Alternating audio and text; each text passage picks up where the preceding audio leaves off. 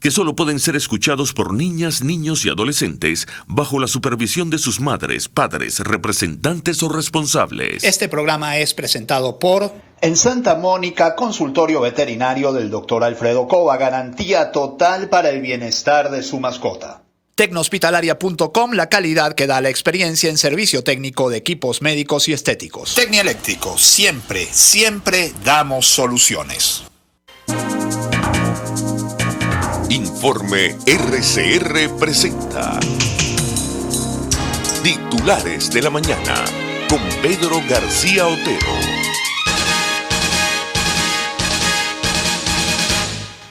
Gente querida, gente trabajadora, gente madrugadora de Venezuela, tengan buenos días. Hoy es 13 de enero de 2022, son las 6:23 de la mañana y no sé cuánto está la temperatura porque el teléfono dice una cosa y la computadora dice otra, pero está agradable, unos 22 grados, comienza a amanecer, hay un leve atisbo de que ya viene el sol por ahí, en el valle de los Indios Caracas, el sol de el chavismo, el sol de Venezuela nace en el Esequibo, sí, nace en el Esequibo, y el sol de Caracas nace en Petare, sí, nace en Petare.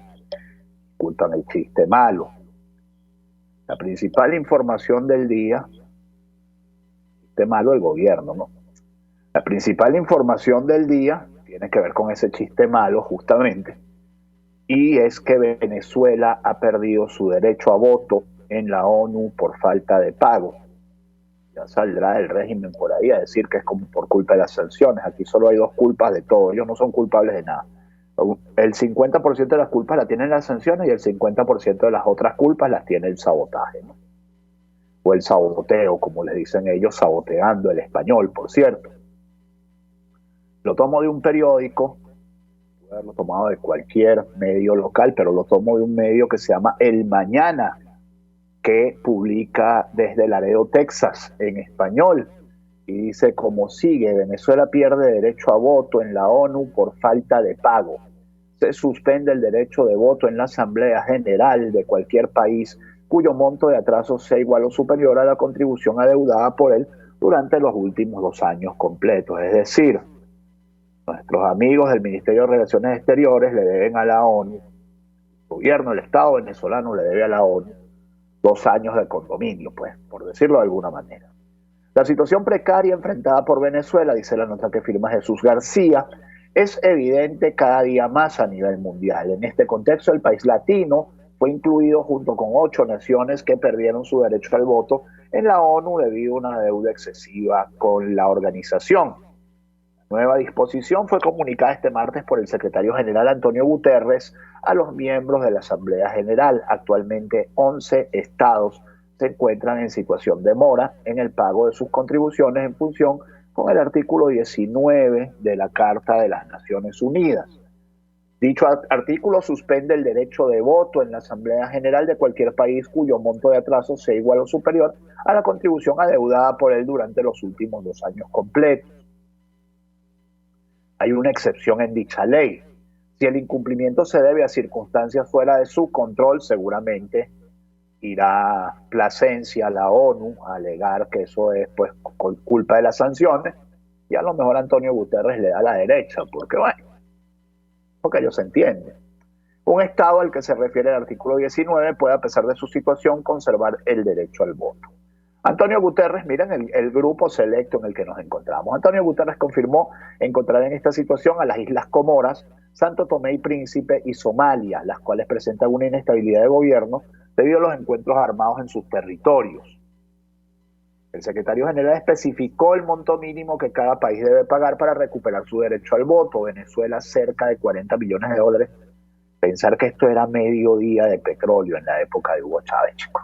$40 millones, era medio día de petróleo, o menos de medio día de petróleo. Ahora llegó a vender más de $100 millones diarios. Así hizo Chávez lo que le dio la gana, ¿no?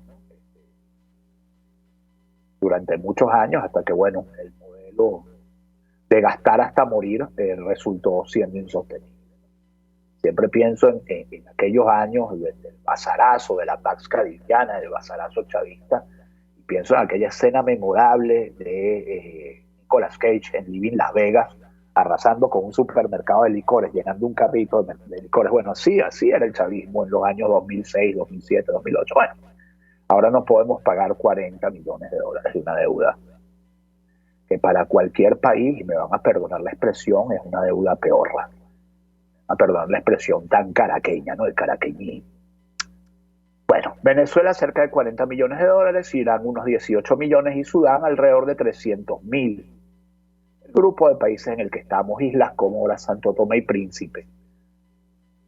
Yo no sé dónde queda Santo Tomé y Príncipe, creo que es en la costa de África, creo que es un archipiélago en la costa de África que habla portugués, pero no estoy seguro.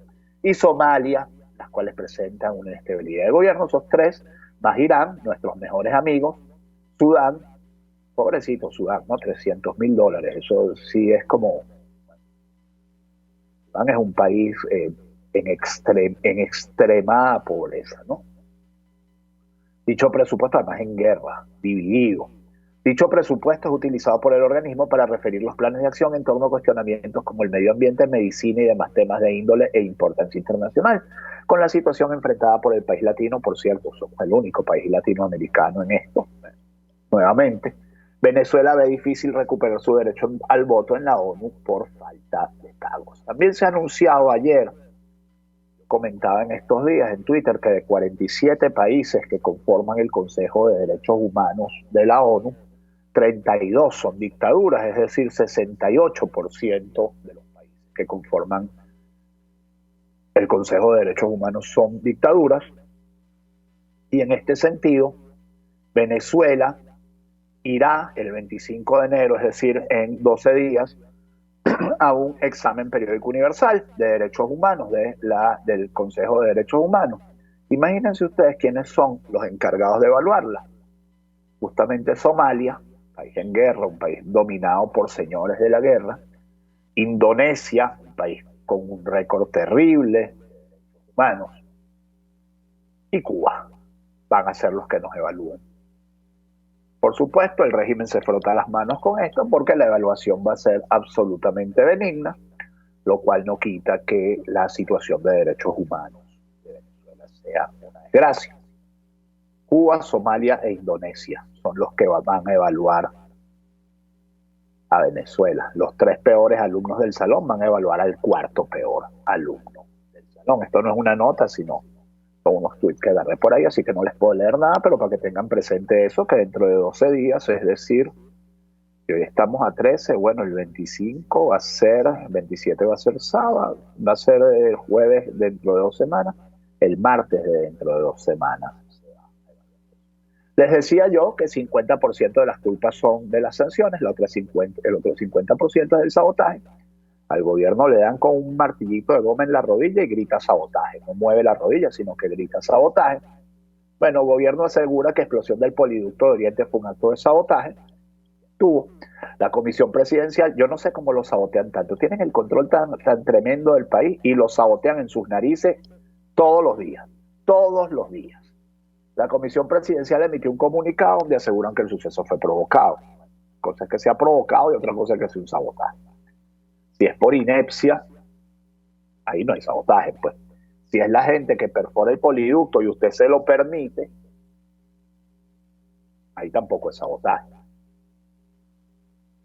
El ministro de Comunicación e Información, Freddy Ñáñez, asegura que la explosión del poliducto de Oriente en el estado de Anzoátegui fue un nuevo sabotaje contra la petrolera estatal PDVSA, y leo una nota de Stephanie Mora en el Universal, con un documento compartido por las redes sociales de la Comisión Presidencial. Ali Rodríguez Araque califican el suceso como provocado y una acción criminal de la extrema derecha apoyada por el imperialismo norteamericano. No fueron los habitantes de Naricual que querían agarrar un poquito de gasolina. Fue una acción criminal de la extrema derecha apoyada por el imperialismo norteamericano. Buscan atender y boicotear los importantes avances que el gobierno bolivariano ha conseguido dentro del nuevo sistema de producción, distribución y comercialización de combustible en todo el país. Claro, nosotros producíamos 1 millón de barriles diarios de gasolina. Con los nuevos avances producimos menos de 80.000. El avance según la revolución bolivariana. Claro que se cansa uno, chicos, yo estoy aburrido de leer. Llevo 20 años leyendo las mismas tonterías, bueno, de verdad. Por último, aseguraron que se han desplegado los equipos necesarios para atender el siniestro y restablecer las operaciones de esta infraestructura en tiempo récord, en comillas, Stephanie Moore en el Universal, y así evitar interrupciones del servicio de distribución del servicio. Pobrecita, te equivocaste, niña. La explosión dejó un saldo de un muerto, esto sí es grave, yo no lo sabía yo que había un muerto, pensé que había 3 heridos nada más. El saldo es un muerto y 2 heridos, y nos dice el Universal. En un comunicado, Protección Civil informó que recibió un reporte de un estallido en un posible poliducto en el sector Pica de Neverí. Bueno, ayer ya nos veíamos de lo del posible poliducto. En el sector Pica, posible era hasta ayer, ahora ya es un poco menos que imposible, ¿no? Municipio Bolívar del Estado de Anzoátegui, por lo que el personal especializado en manejo de productos químicos acudió al sitio. Sigo leyendo informaciones. Esta tiene que ver con el asesinato del activista del Partido Comunista de Venezuela, José Urbina, y está en el estado Apure, por supuesto, les comentaba ayer del caso en el estado Apure, y el portal Punto de Corte dice que hipótesis del asesinato del dirigente del PCB, José Urbina, vinculan a la Fuerza Armada Nacional Bolivariana, FARC y ELN.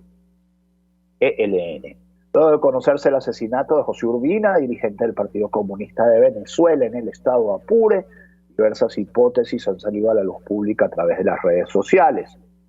De acuerdo con el Comité Regional del PCB en Apure, el asesinato ocurrió en la noche de este martes 10 de enero en la residencia de José Urbina, ubicada en la población de Puerto Páez, parroquia Codazzi del municipio Pedro Camejo.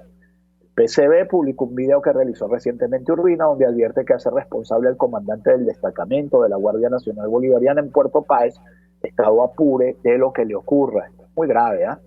Hago la denuncia sobre el ciudadano teniente coronel Ramón Sánchez, comandante del destacamento de la Guardia Nacional acantonado en Puerto Páez, estado Apure, donde me acaba de amenazar directamente ante gran cantidad de público porque estamos haciendo una protesta pacífica, dice José Urbina en el audiovisual. Agregando que él, el militar, es el responsable absoluto de todo lo que está sucediendo aquí en esta población y por lo tal lo hago culpable de cualquier cosa que le ocurra a mi integridad física o cualquier persona de esta población. La periodista Sebastiana Barraez aseguró que José Urbina era un comunicador popular muy polémico en Apure. Al parecer, José Urbina había hecho fuertes señalamientos contra estos grupos paramilitares desde una emisora comunitaria, agregó la comunicadora social en su cuenta de Twitter. La guerra que desde el 30-12-2021 libran las guerrillas de las FARC y el ELN en la franja fronteriza se ha convertido en una carnicería ante el silencio de la FAM, que insiste en que solo ocurre en territorio colombiano, comentó Barraez. Por su parte, el Instituto Prensa y Sociedad de Venezuela, IPIS, detalló que el dirigente del PCB, José Urbina, era director de la emisora comunitaria Frontera 92.5 FM. Fue asesinado la noche de ayer, 10 de enero, en su residencia en el municipio Pedro Camejo del estado Apure, a manos de grupos armados que operan en esa zona fronteriza, se lee en tuit del IPIS. Sin embargo, el instituto señaló que hasta el momento se desconoce la información sobre los victimarios. Además, condena el asesinato del comunicador comunitario. Mientras tanto, otra información, esta tiene que ver ya con política, disipándose la euforia causada por el triunfo de Sergio Garrido en el estado Barinas, y los propulsores de la idea de un revocatorio contra Nicolás Maduro dicen que su intención no es crear falsas expectativas. Este es el movimiento venezolanos por el revocatorio. Hablaron ayer Nickmer Evans y el ex gobernador César Pérez Vivas. El movimiento venezolano por el referendo revocatorio, Mover, informó que será el lunes 17 de enero, cuando, acompañados de una movilización hacia la sede del Consejo Nacional Electoral en Plaza Caracas, consignarán la ratificación en físico de la solicitud formal de activación del proceso al ente comicial. La abogada Virginia Romero aclaró que Mover envió al CNE a través de la Secretaría vía correo electrónico la ratificación de la solicitud presentada inicialmente el 25 de mayo de 2021 y ahora se procede a hacerlo personalmente. Por cierto, gente muy calificada dice que eso es un fantasma imposible de mover. Habrá que ver, pues. Habrá que ver. Otros dicen que no se puede conseguir fuera de la negociación de México, que eso solo sería posible si el régimen se monta en México, se siente en México y dice que en efecto tiene la voluntad de realizarlo. La dirigencia de Mover asegura que la intención no es crear falsas expectativas sobre la convocatoria y por eso le hago todo este comentario, ¿no? Y éxito del revocatorio si no le da hacer uso de un derecho establecido en el artículo 72 de la Constitución. Estamos conscientes de que no queremos crear falsas expectativas y que no vamos contra un adversario político que tiene como objetivo fundamental que no se active un revocatorio. En Mover asumimos la responsabilidad pública del riesgo que puede traer el hecho de intentar activar el revocatorio, pero lo que hacemos en este momento es ponernos del lado de la gente. Soy uno de los dirigentes de Mover, Nick Meras Evans. Ahora leo una nota de RT, Russia Today, que dice, Rusia hoy pues, que dice: Estados Unidos felicita el triunfo de la oposición en el estado venezolano de Barinas y Caracas responde: es incoherente e irrespetuosa. El canciller venezolano Félix Plasencia recordó a Washington que la jornada electoral de Barinas tiene la misma validez que las del resto del país, por supuesto. Ni más ni menos. El subsecretario de Estado de Estados Unidos para Asuntos del Hemisferio Occidental, Brian Nichols, y el embajador estadounidense para Venezuela, James Story, felicitaron el triunfo de la oposición en el estado venezolano de Barinas, donde el pasado domingo resultó electo como gobernador Sergio Garrido. Felicitamos a todos los venezolanos que defendieron la democracia en las elecciones de ayer en Barinas, escribió Story en su cuenta de Twitter, en un mensaje que realmente traducía al español lo escrito por Nichols. En el mensaje, los funcionarios estadounidenses además denuncian presuntas prácticas antidemocráticas en torno a los comicios. Las descalificaciones de candidatos de oposición, censura de medios, intimidación de votantes y otras tácticas autoritarias no pudieron subvertir la voluntad de los votantes, escribieron. Mientras tanto, Plasencia les respondió llamar al boicot electoral y al mismo tiempo felicitar la celebración de las elecciones en función de la conveniencia de los resultados, además de incoherente e irrespetuoso, es poco democrático. La jornada electoral de Barinas tiene la misma validez que las del resto del país. Todas las autoridades electas en Venezuela gozan de la credibilidad y confianza que ofrece nuestro robusto sistema electoral. Yo tengo que hacer un inciso, tan robusto que eran las 10 de la noche y todavía no había dado los resultados de Barinas, con 350.000 votos. Robustísimo, pues. Y que, por cierto, no deja espacio para autoproclamaciones ni para quienes pretenden asaltar el poder por la vía de la agresión y la amenaza imperial. Alex Saab asegura que no hizo negocios ni con Juan Manuel Santos ni con Rafael Correa. Los abogados del presunto testaferro de Nicolás Maduro alertaron que se pretende generar un hecho político en Colombia en plena época electoral. Esto lo dice El Nacional, nota de Europa Press. La defensa de Alex Saab, presunto testaferro de Nicolás Maduro, aseguró que el empresario de origen colombiano no habría realizado negocio alguno con los expresidentes de Colombia y Ecuador, Juan Manuel Santos y Rafael Correa, respectivamente, después de que congresistas ecuatorianos presentaron un dossier en el que se mostraría una trama transnacional que implicaría a varios gobiernos en presuntos delitos de corrupción. Alex Saab no tiene vínculo ni ha realizado negocio alguno con los expresidentes Santos y Correa, sostuvo el equipo del empresario, que señaló que ya fue sobreseída una causa al respecto en 2016. Alex Saab no formaba parte de las campañas que fueron investigadas y posteriormente absueltas en el marco de dicha causa penal, recoge el texto. Así, los abogados alertaron que se pretende generar un hecho político en Colombia en plena época electoral y señalaron que es necesario que se investigue por parte de las autoridades ecuatorianas el inusitado interés de diputados ecuatorianos por generar noticias falsas a partir de hechos que ya han sido clarificados. Voy a leerles también una nota que tiene que ver con, vamos a ver si la consigo porque no sé qué pasó aquí. Aquí está, es la nota que sigue, la tenía bien ordenada. Gustavo Petro ha lanzado su candidatura presidencial desde Madrid. Dice: seremos un gobierno de transición. Se pregunta, ¿transición hacia qué? Fuera colombiano, tendría mucho miedo en este momento. Bueno, pero luego uno explica la transición. Transitar de una economía de muerte, que es la extractiva de petróleo y carbón, a una economía sostenible, transitar de un régimen autoritario a una democracia, de la violencia a la paz, y por último de la injusticia a la justicia. ¿A ustedes les suena? A mí me recuerda a 1999, cuando Hugo Chávez hacía ese tipo de aseveraciones y decía que él iba a acabar con los niños de la calle, que en 5 años iba a entregar el mandato, etcétera, etcétera, etcétera. Bueno, Yo siempre digo que Venezuela es el Cristo de América Latina y el Cristo del mundo. Nosotros, por aquí empezó el relanzamiento del comunismo internacional. Luego de la caída del muro de Berlín. Empezó por aquí y se pagó desde aquí. Y por eso nosotros estamos arruinados mientras el comunismo internacional está bollante y creciendo. Y tanta gente, incluyendo a Pedro Sánchez, sus aliados de Izquierda Unida y de Unidas Podemos, Izquierda Unida y Podemos creo que se fusionaron, ahora se llaman Unidas Podemos, Pablo Iglesias y sus compinches. Bueno, por eso es que tanta gente se hace la loca con lo que pasa en Venezuela, ¿no? Porque tienen rabo de paja allí.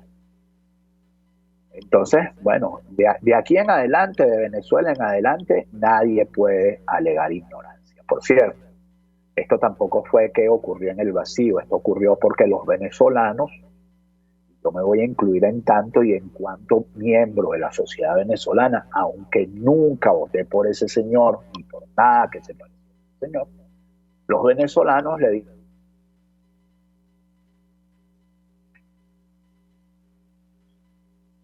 cuando uno le da un cheque en blanco a ciertos personajes, pues no se puede sorprender si amanece con todas las cuentas vacías, ¿no?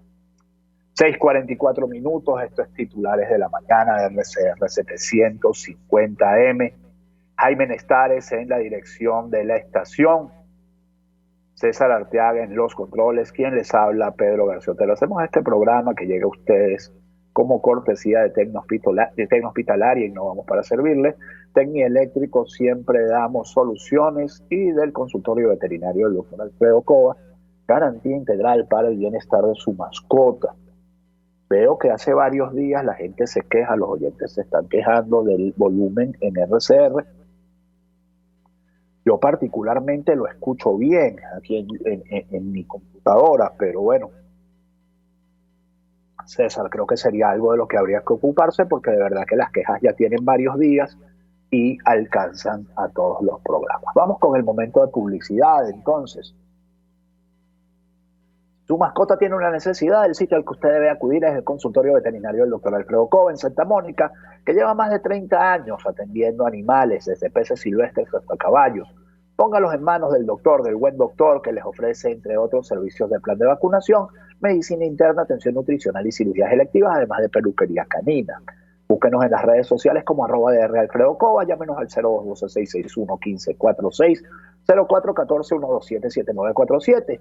Avenida Arturo Michelena, entre calles Manuel Díaz y Damaso Villalba, frente a la panadería, se encuentra el consultorio veterinario del doctor Alfredo Cova, garantía total para el bienestar de su mascota. Hablarles también de Tecnohospitalaria, porque en insumos médicos para clínicas, galenos, pacientes, todo lo tenemos en www.tecnohospitalaria.com. A través de nuestra página web usted puede realizar todas sus consultas y hacer su pedido con delivery o pick-up. Somos el número 1, Venezuela, en reparación de equipos inmobiliario médico y además en suministro de equipos inmobiliario médico, y además tenemos envío y despacho a nivel nacional. Síguenos en Instagram como @tecnohospitalaria, llámanos 0212-919-9549 o por supuesto www.tecnohospitalaria.com. Innovamos para servirte. También tenemos todo lo que se necesita para combatir el COVID-19. Y hablarles también de Tecnieléctrico, porque en reparación de decodificadores de todas las marcas, microondas, televisores, equipos de sonido, todo puede volver a funcionar si usted lo pone en la mano de nuestros técnicos competentes, que le ofrecen revisión sin costo, garantía sobre el trabajo, respaldo de una empresa y los repuestos que usted ya no tendrá que andar sabaneando por ahí. Llámenos al 0412-806-2591 o síganos en Instagram como @Tecnieléctrico, porque en Tecnieléctrico siempre damos soluciones. Hablábamos hace un rato de lo que fue el bazarazo de este país, en los momentos en los que el petróleo valía $120, $140 por barril. Hay un trabajo del País de Madrid que recoge el carabobeño, que se llama La tarjeta sin límite de José Luis Zavala, presunto saqueador de PDVSA. Los invito a que lo lean. Dice: es procesado en Andorra por el expolio de la petrolera venezolana, gastó más de 4 millones en bienes de lujo durante los años del latrocinio, de la energética pública. Entonces aquí está el sabotaje, ¿no? Cuando revienta un poliducto, a José Luis Zavala le debería tocar una parte de los gastos de reparación. José Luis Zavala es un entusiasta de la moda de Hermenegildo Senna, porque además tenían malos gustos los bichos, ¿no? Les encantaba, se forraban de marcas, andaban por ahí exhibiendo la riqueza obscenamente. Y los bolsos de Louis Vuitton.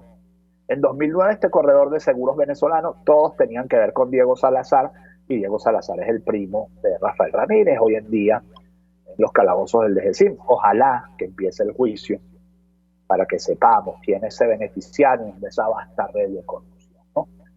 Este corredor de seguros venezolano se gastó 219.468 euros, los ahorros de la vida de mucha gente, en estas firmas.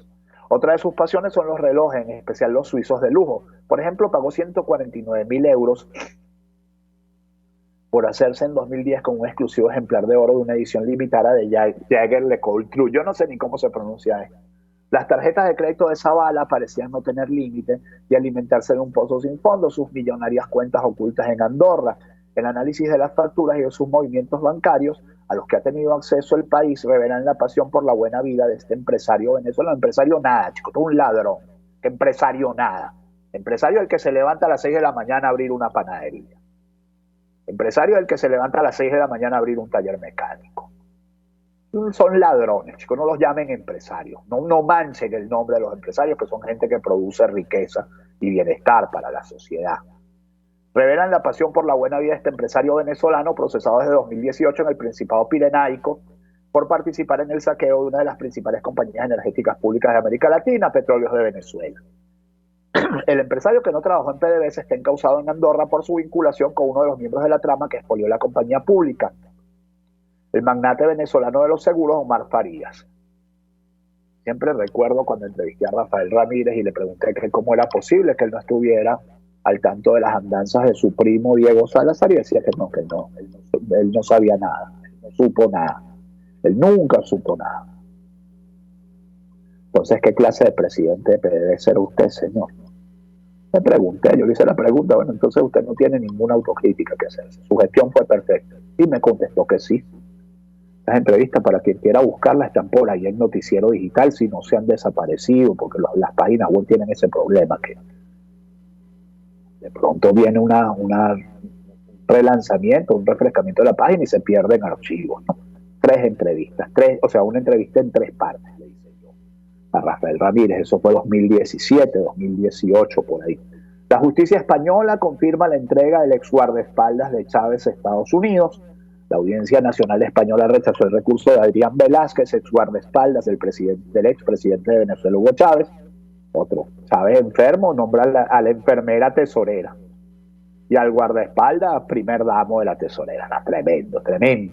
Es que no alcanza la vida para lo que han hecho esta gente. ¿Oye? No les alcanza la vida.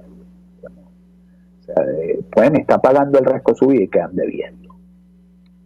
Para que no lo extraditaran a Estados Unidos, que le reclama, y los viejitos por ahí cobrando $1 de pensión, ¿no? Que le reclama por un supuesto delito de blanqueo de capitales que él rechaza haber cometido. Según se conoció este miércoles, el Pleno de la Sala de lo Penal de la Audiencia Nacional desestimó el recurso de súplica, vayan a suplicar a la Corte Celestial, como decía Chávez, por cierto, que presentó Velázquez contra el auto que le dio luz verde a su extradición apenas unas semanas después de que aprobase también la entrega de su esposa, la ex tesorera nacional de PDVSA de Venezuela, Claudia Patricia Díaz Guillén. La justicia norteamericana reclama a ambos por haber favorecido presuntamente al empresario Raúl Gorrín, dueño del canal venezolano Globovisión, en una trama de cambio de moneda extranjera que le reportó a este ganancias de cientos de millones de dólares.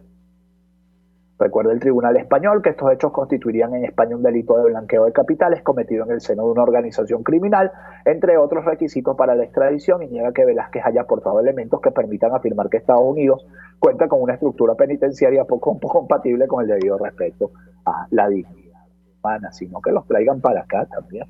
A lo mejor aquí sí hay el debido respeto a la dignidad humana en las cárceles. La exfiscal Luis Ortega Díaz estaría siendo investigada en Estados Unidos por presuntos hechos de corrupción. Tampoco me duele ni un poquito. La exfiscal general de Venezuela, Luis Ortega Díaz, Fue mencionada en un importante caso de corrupción en Estados Unidos que involucra a un empresario venezolano que esta semana se declaró culpable de pagar $1 millón en sobornos. A Ortega, sin embargo, no se le menciona por su nombre en el caso federal de Miami, dice la nota de punto de corte. La información fue publicada por el periodista Joshua Goodman de la agencia de noticias AP, quien recibió datos de 2 personas familiarizadas con el caso.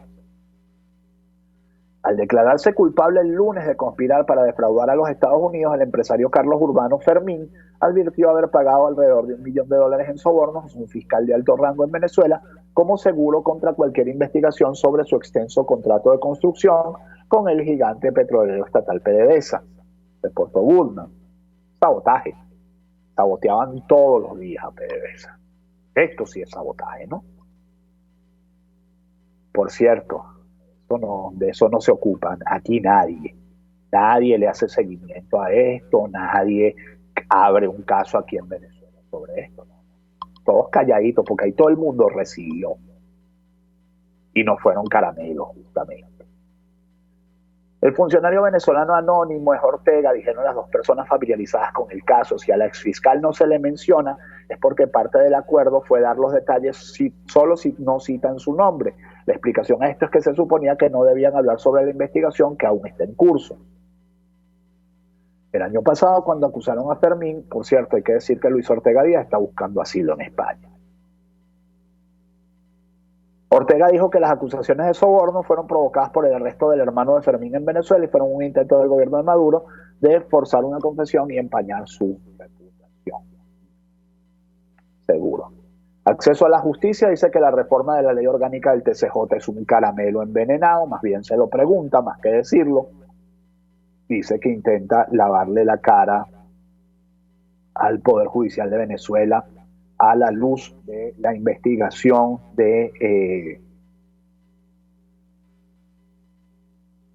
la Corte Penal Internacional.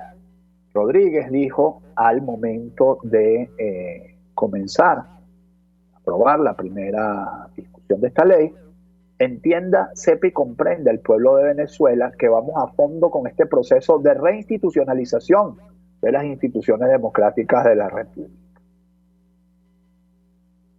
¿Quién desinstitucionalizó lo que ahora se reinstitucionaliza? El reinstitucionalizador que lo reinstitucionalice, buen reinstitucionalizador será. Me perdonan que no les crea. Cuando lo vea, lo creeré. Venezuela se está arreglando. Solo 8 carros se ensamblaron en Venezuela durante 2022. Son las 6:55 según Favempa. Recordar que en 2006 se llegaron a vender 500.000 carros en Venezuela y que por muchos años Venezuela fue un exportador de carros al Caribe, a Colombia, a Ecuador. Lo destrozaron a la industria automotriz y la industria automotriz, así como la industria de la construcción, la industria del turismo, son industrias que los gobiernos cuidan muchísimo. ¿Por qué? Porque producen mucho empleo. La gente que trabajaba en General Motors, la gente que trabajaba en Chrysler, la gente que trabajaba en Ford, la gente que trabajaba en Mac, la gente que trabajaba en Toyota, la gente que trabajaba en Mitsubishi, Hyundai, hoy anda caminando por América Latina. Productores de papa en Venezuela se reúnen para salvar sus cosechas. La caída supera 90%. Cuando usted tenga que pagar $3 por un kilo de papas, ya sabe por qué es. La variante Omicron ya es la dominante en Venezuela. Esto dice el doctor Julio Castro. La OMS. Ya es la variante dominante en el mundo con casi 60% de los casos, dice la OMS. No saben cuánta gente a mi alrededor tiene la variante. Debe ser la variante Omicron porque es un coronavirus muy suavecito y no es la gripe y se confunde con una gripe fuerte. Todo el mundo dice, no, es que me agarró el sereno, tengo mala la garganta, tengo dolor de cabeza. No, viejo, tienes la Omicron, contagiosísima. Reportan descarrilamiento de un tren en el metro de Caracas y me quedaba una información que dice que el Ministerio Público investigará a una mujer que presuntamente dejó parapléjico a su esposo. Es un caso terrible de unos videos que andan rodando por Twitter La información la dio a conocer en Twitter el fiscal general designado por la Asamblea Nacional Constituyente, Daniel William Saab, quien compartió un video en el que se observa cuando la ciudadana golpea con un palo a un hombre que se encuentra en una cama. Yo debo decir que vamos a hacer bastante retweet a todas las informaciones que tienen que ver con la corrupción en PDVSA, a ver si Tarek William Saab se entera. Yo no sé cómo se entera, porque él tiene bloqueado a todo el país. Debe ser que tiene una red de informantes que le dicen, fulano publicó esto y sultano publicó esto, esto tiene 1000 retweets. Bueno, vamos a investigar. Una cosa así, pues 6:57 minutos, que este 13 de enero de 2021 sea todo lo que ustedes esperan de él. Si Dios quiere, nos encontramos mañana. Chao.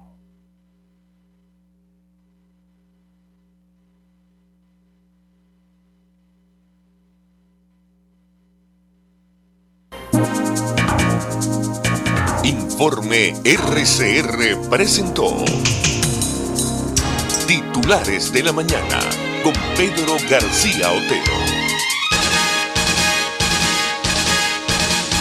Este programa fue presentado por... En Santa Mónica, consultorio veterinario del Dr. Alfredo Cova, garantía total para el bienestar de su mascota. Tecnohospitalaria.com, la calidad que da la experiencia en servicio técnico de equipos médicos y estéticos. Tecnieléctrico, siempre, siempre damos soluciones.